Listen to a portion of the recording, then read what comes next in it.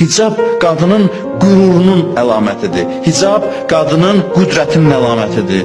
Hicab onu göstərir. Qadın deyir ki, mənim heç kimin diqqətinə ehtiyacım yoxdur. Mən cəmaatın diqqətini idarə edirəm ki, cəmaat diqqətini mənə yönəltməsin. Hicablı qadın eşq və məhəbbətlə vücudu dolmuş qadındır. Niyə qızlara xüsusi məhəbbət göstərin deyə tövsiyə edir dinimiz?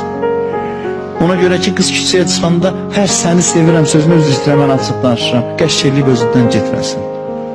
Diqqətdən ehtiyacsız olsun. Və bu hicab bu ehtiyacsızlığın göstəricisidir. Hicabla qadın bayıra çıxırsa, küçəyə çıxırsa onu göstərir ki, mənim heç kimin diqqətinə ehtiyacım yoxdur və məndən zəif olan kişiləri mən bu vasitə ilə idarə edirəm. Əslində bir alim deyirdi ki, hicabı Allah vacib buyurmasaydı belə, qadın oturub düşünsəydi, fikirləşsəydi ki, mən necə üstünlüyü əldə edə bilərəm, özü kişinin baxışına hədd qoymaq üçün hicabı düşünüb meydana gətirərdi. Kəşf eləyərdi ki, mən belə geyinməliyəm ki, hakim mövqeyimi saxlaya bilim. Hakim mövqeyimi cəmiyyətdə saxlaya bilim.